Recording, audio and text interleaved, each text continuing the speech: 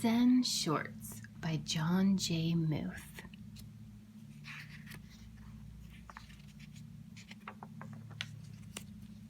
Michael, there's a bear outside, said Carl. A what? Called Michael. A bear. He's really big and he's in the backyard. What's he doing? Michael asked. He's sitting. He has an umbrella, said Carl. An umbrella? By the time the boys got outside, their sister Addie was already talking with him. I'm sorry for arriving unannounced, said the bear. The wind carried my umbrella all the way from my backyard to your backyard. I thought I would retrieve it before it became a nuisance. He spoke with a slight panda accent. Michael introduced himself. Then Addie introduced Carl because Carl was shy around bears he didn't know. And this is how Addie, Michael, and Carl met Stillwater. The next day, Addie went to have tea with Stillwater. Hello? Addie said as she stepped inside. Come in, a faraway voice called. Then she heard the voice say, oh yes, come out, come out. Stillwater was in the backyard. He was in a tent. This is a birthday present from my Uncle Rye, Stillwater said. He always gives presents on his birthday to celebrate the day he was born. I like it so much that I'm not staying in my house right now. Stillwater invited Addie to sit with him.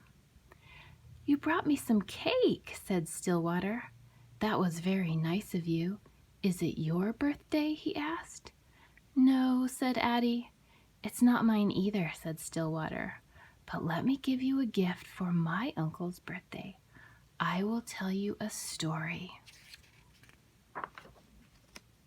Uncle Rye and the Moon. My Uncle Rye lived alone in a small house up in the hills. He didn't own many things. He lived a simple life. One evening he discovered he had a visitor.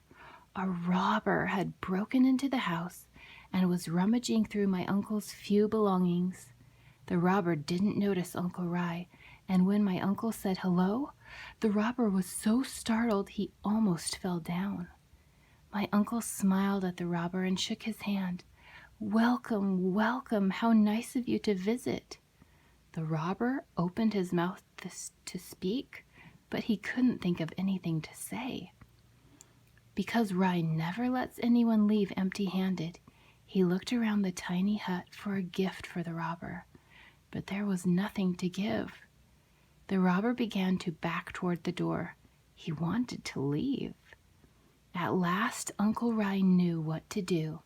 He took off his only robe, which was old and tattered.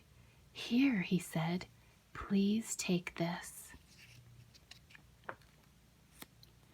The robber thought my uncle was crazy. He took the robe, dashed out the door, and escaped into the night. My uncle sat and looked at the moon, its silvery light spilling over the mountains, making all things quietly beautiful. Poor man, lamented my uncle. All I had to give him was my tattered robe. If only I could have given him this wonderful moon. Your uncle sounds nice, said Addie. I don't think I could have given away my only robe. I know how that is, said Stillwater, but there's always the moon. That was a good story, said Addie. Thank you, said Stillwater, and this is good cake. Thanks, said Addie. I made it myself. The next day, Michael went to see Stillwater. Here I am, Stillwater called from the tree. Can I come up? Asked Michael. If you are careful, said Stillwater. What if we could fly, said Michael. We could cast shadows on clouds, said Stillwater. But what if we fell, said Michael. If we fell, We might break something, said Stillwater. That would be bad, said Michael. Maybe, said Stillwater. Maybe? Asked Michael. There was once an old farmer who had worked his crops for many years. One day his horse ran away. Upon hearing the news, his neighbors came to visit. Such bad luck, they said sympathetically. Maybe, the farmer replied. The next morning, the horse returned, bringing with it 2 other wild horses. Such good luck, the neighbors exclaimed. Maybe, replied the farmer. The following day, the son tried to ride one of the untamed horses, was thrown off, and broke his leg. Again, the neighbors came to offer their sympathy on his misfortune. Such bad luck, they said. Maybe, answered the farmer. The day after that, military officials came to the village to draft young men into the army to fight in a war. Seeing that the son's leg was broken, they passed him by. Such good luck, cried the neighbors. Maybe, said the farmer. I get it, said Michael. Maybe good luck and bad luck are all mixed up. You never know what will happen next. Yes, Stillwater agreed. You never know. The day after that, Carl went to visit Stillwater. Michael said I couldn't bring over our stuff to go swimming. I'm mad at Michael. He's always telling me what to do. So I brought everything. Said Stillwater. It's a little pool. I don't know if all those things will fit. Let's see, Carl said. Let's see, said Stillwater. Stillwater looked at the pool. The things can go swimming, but we can't, he said. I brought too much stuff, said Carl. That's okay, said Stillwater. I'll help you carry it home. Why does Michael always have to tell me what to do? Carl said. If he were here, I would climb up really high and I would jump on him like this. And I'd do a big smash like this.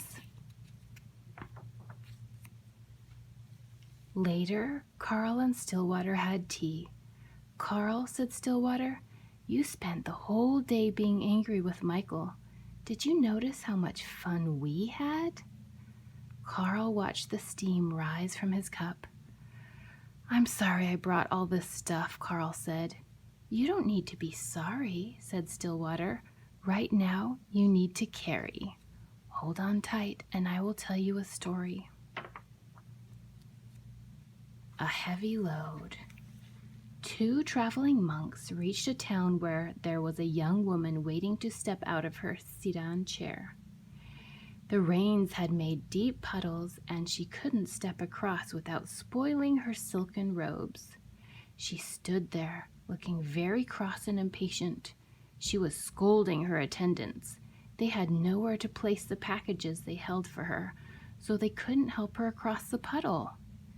The younger monk noticed the woman, said nothing, and walked by. The older monk quickly picked her up and put her on his back, transported her across the water, and put her down on the other side. She didn't thank the older monk. She just shoved him out of the way and departed. As they continued on their way, the young monk was brooding and preoccupied. After several hours, unable to hold his silence, he spoke out. That woman back there was very selfish and rude. But you picked her up on your back and carried her. Then she didn't even thank you. I set the woman down hours ago, the older monk replied. Why are you still carrying her? Do you think you have carried it long enough? Asked Stillwater. Yes, said Carl. Good, said Stillwater. And this is how Addie, Michael, Carl, and Stillwater became friends.